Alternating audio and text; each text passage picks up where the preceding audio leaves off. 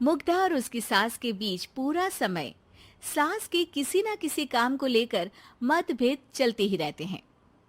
बहू, ओ बहू, जरा चाय बना दे। मुग्धा चाय लेकर आती है। ये लीजिए, और कुछ चाहिए? अरे नहीं, बस चाय पीने का मन था। जाओ, तुम दूसरा काम करो। चाय पीने के थोड़ी देर बाद सास दोबारा मुग्धा को आवाज लगाती है। अरे बहू रे, आओ बहू, जरा हलवा तो बना दे, मीठा खाने को मन हो रहा है। इसी तरह मुग्धा की सास पूरा समय कोई ना कोई काम बताकर उसे रसोई से बाहर तक निकलने नहीं देती। कभी चाय, कभी हलवा, कभी पानी तो कभी दूध, हर समय खाने को चाहिए और उसके लिए अपने हाथ पैर बिल्कुल नहीं हिलाने। परेशान किया हुआ है इन्होंने। सास की जबरदस्ती परेशान करने की आदतों से दुखी मुग्धा एक शाम सचिन के साथ अपने कमरे में बैठी हुई बात कर रही होती है। सुनो जी, मम्मी जी की ये जानबूझकर मुझे परेशान करने की फरमाइशों से मैं बहुत फ्रस्ट्रेट हो चुकी हूँ। पूरे दिन में एक सेकंड का आराम नहीं मिलता।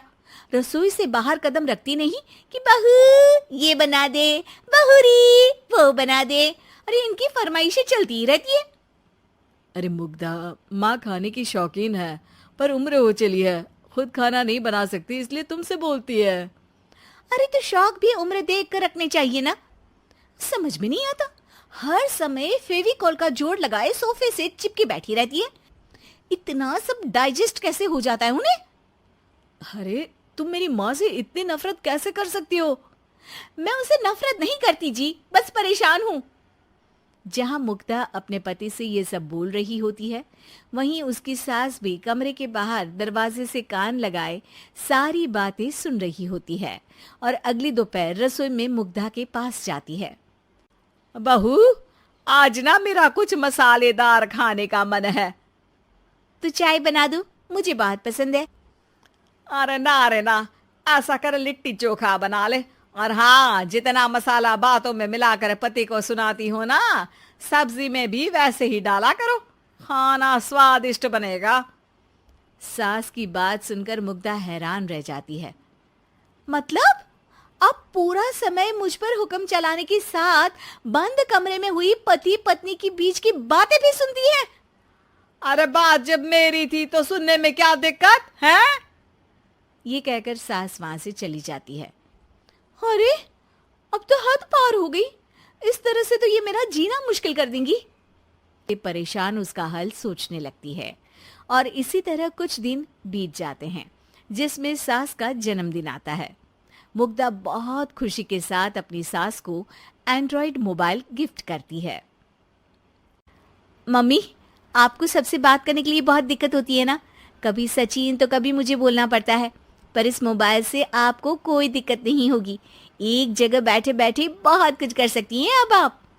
मोबाइल देख सासू माँ खुश हो जाती है, पर उसे इस्तेमाल करना तो आता नहीं, इसलिए साइड में रख देती है। जिसे देख मुग्धा घर का सारा काम छोड़ मोबाइल सेट कर सास को इस्तेमाल करना सिखाने लगती है, जिसके बाद अब सास पूरा समय मोबाइल में ही लगी रहती है। हाय, जब से मम्मी को मोबाइल मिला है मेरी लाइफ में कितनी शांति आई है। अच्छा है, इसी तरह बिजी रहे तो मैं भी सुकून की जिंदगी जी पाऊंगी। अब मुग्धा जब मन करे काम करना, जैसा चाहे वैसा खाना बनाकर खाना, पूरा समय रिलैक्स और खुश रहने लगती है। क्या बात है, आजकल तुम बहुत चहक रही हो। अरे मम्मी जी से छुटकारा जो मिला है, अब ना फरमाइशें ना छुप छुप कर बातें सुनना। अच्छा, तो मोबाइल गिफ्ट करने की ये स्कीम थी। इसी तरह दिन बीतते हैं और अब मोबाइल पर लगी सास फरमाइशों की जगह सवालों के लिए बहू को आवाजें लगाना शुरू कर देती है। अरे बहू सुन तो, देख जरा किसी का फोन क्यों नहीं मिल रहा? रिचार्ज खत्म हो गया है, पर अभी 4 दिन पहले ही तो मैंने किया था। इतनी जल्दी कैसे खत्म हो गया? अरे मैंने कल तेरी कनाडा वाली मौसी सास से 3 घंटे बात की थी ना। क्या? इतना महंगा तो मोबाइल भी नहीं आया जितना महंगा इसका रिचार्ज पड़ रहा है।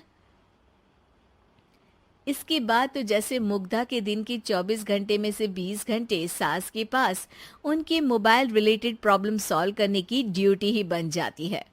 अरे मुग्धा, ये मोबाइल में अचानक तेरी मौसी सास की शक्ल क्यों दिखने लगी? और ये तो हिल भी रही है। मम्मी, ये गूगल डुओ का वीडियो कॉल है।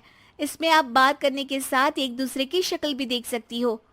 अच्छा, ये तूने मुझे पहले क्यों नहीं बताया? अब बताने के लिए पहले नहीं बताया। इसी बीच सचिन भी वहां आ जाता है और सास अपनी वीडियो कॉल में बिजी हो जाती है। क्यों, सास बहू में क्या गपशप चल रही है? इसे गपशप नहीं, दिमाग का दही होना बोलते हैं। पर तुम तो मम्मी को मोबाइल देकर बहुत खुश थी, फिर क्या हुआ? हाँ, उसका सुकून भी कुछ ही दिन मिला। अब घर के टंटे खत्म हुए तो मोबाइल की टिंग टिंग शुरू हो गई।